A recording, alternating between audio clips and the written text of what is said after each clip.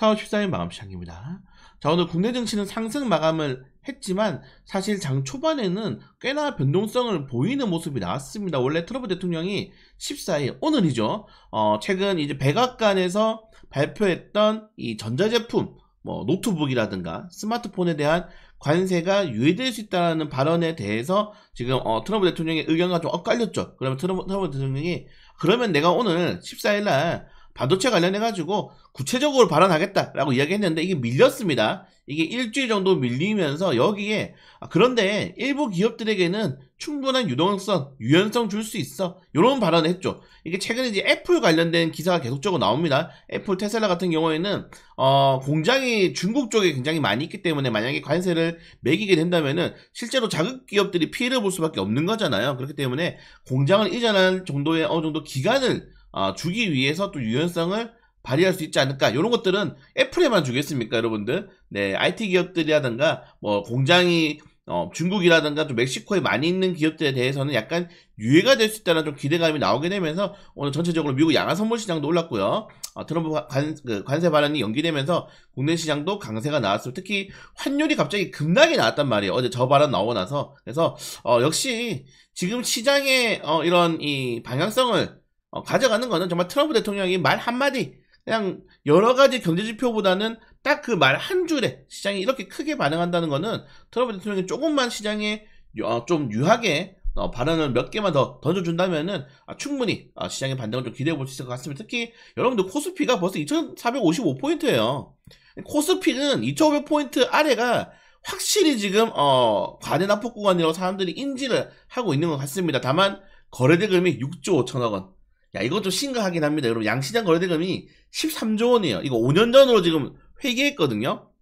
거래대금이 거의 5년 내 최저치까지 떨어지고 있는 상황에서 이거 쉽지 않을 수가 있다. 왜냐면은 이 시장에서 거래대금이 떨어진다는 거는 대형주를 끌어올릴 그런 시장의 힘이 작다는 거거든요. 대형주가 안 올라가면은 지수가 안 올라가고, 지수가 안 올라가면은 뭡니까 여러분들? 패시브 자금이 안 들어옵니다. 지수를 추종하는. 그렇기 때문에 이 거래대금이 굉장히 중요해요. 제가 맨날 보여드리는 게 있지 않습니까 여러분들? 여러분들 솔직히 주식 2022년도 이후에 하셨잖아요. 2020년도 이전에 하신 분들 많이 없잖아요. 그때는 평균 거래대금이 10조가 안 넘었어요, 보통. 코로나 터지기 전까지는. 사람들이 10명 중에 주식하는 사람들이 3명도 안 됐다고. 네. 3명도 안 됐어요. 이때 코스피가 막 거래대금이 6조, 7조, 코스닥이 막 2, 3조 원이었어요. 많이 나오면은. 그래서 진짜 하루 종일 재미가 없었는데, 사실 뭐 이때도 그전에는 뭐 상한가 종목들이 뭐 15%기도 했었고 이렇게 했지만은, 제가 드리고 싶은 말씀은 종목 수가 이렇게 많이 늘어났는데도 불구하고 종목 수가 지금 2020년대랑 비교해가지고 거의 뭐 한 500개 이상 늘어나지 않았습니까? 종목이 이렇게 많이 늘어났음에도 불구하고 거래대금이 낮다는 것, 이렇게 낮다는 거는 소외주들이 굉장히 많아진다는 겁니다. 그럼 이걸 약간 반대로 말씀드리면은, 오늘 이번 주도 그리고 지난주도 상한가가 굉장히 많이 나왔죠. 상한가가 굉장히 많이 나올 수밖에 없는 시장에 쏠림 현상이 지속되고 있다는 거예요. 그래서 제 생각에는 관세 협상을 계속할 때까지는 이 조방화 뭡니까 여러분? 조방화.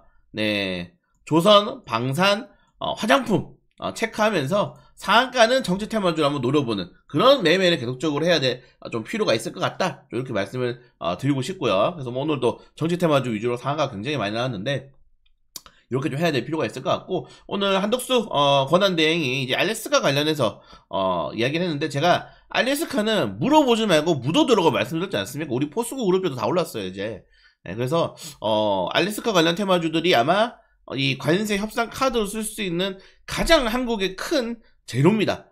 줄 게 없어요 한국에서는. 여러분들, 그나마 한국에서 잘 나가는 게 조선이라든가 철강 산업인데, 이거를 지금 두 개를 교집합해가지고 테마로 엮을 수 있는 게 바로 알래스카입니다 여러분들. 알래스카는 무조건 가지고 있어야 돼. 무조건 없으면 안 됩니다. 그래서 알래스카 관련된 이슈, 여기에 이재명 대표가 후보죠. 이제 AI 투자 100조 원을 투자하겠다, 한국은 챗GPT를 뭐 전국민에 사용하겠다, 이런 식으로 또 이제 공약을 내밀게 되면서 오늘 인공지능 관련 테마주도 뭐 퓨리어스 관련 테마주들이 많이 올랐는데, 이재명 대표가 이제 또 방문하는 다음 기업들에 대해서 관심 가져보시는 것도 좋을 것 같아요. 이거 유추해보는 것도 또 하나의 재미라고 저는 생각이 됩니다. 자, 우리 한국은행이 이번 주 금융통화위원회가 있는데 동결 전망이 우세하다고 하네요. 뭐 일단은 연준이 5월까지 금리 인하 가능성이 굉장히 낮기 때문에 한국은행도 조금 더 눈치를 보는 것 같습니다. 뭐, 이 정도 내용이 있다. 네. 그래서 최근에 장정시장 마감 시간이 한 3, 4분 짧아졌어요. 보통 이제 10분에서 제가 좀 말 좀 더 하면 15분, 이슈 좀 나오면 15분인데,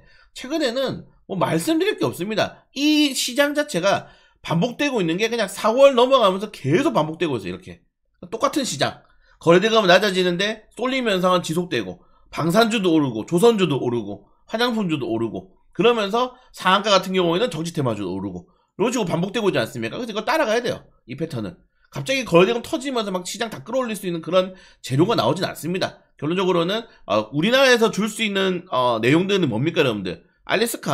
알래스카고 외국에서 우리가 좀 이득을 받을 수 있는 기업, 이런 종목들 같은 경우에는 관세에 대해서 협상할 수 있는 기업들, 아니면 관세에 대해서 피해가 덜 가는 기업들, 조선, 방산, 화장품, 요 정도 기업들 위주로 좀 봐야 될 것 같다. 최근에 화장품 같은, 제약바이오 같은 경우에는 트럼프 대통령이 약간 이것도 오락가락하고 있긴 한데, 수입 제약바이오 기업들에게 이 관세를 매기겠다라고 했다가, 그러니까 약간 이거 미국 이 보건부 쪽이었나요? 그쪽에서, 야, 그러려면은 지금 우리 환자들에게 먹일 약값이 갑자기 크게 오르는데, 이거 재정적자 난다. 이래가 약간 멈췄거든요? 그래서 이 제약 같은 경우에는 조금 더 시간 좀 봐야 될 것 같아요. 트럼프가 그럼에도 불구하고 해외 수입한 바이오시밀러라든가 이런 복제약품들에게 좀 다시 관세를 매길지 아니면 또 보류할지를 좀 지켜봐야 될 필요가 있을 것 같고, 네, 그래서 그걸 제외하고는 일단 오늘도 대선 테마주들이 좀 강세가 나왔다는 점들.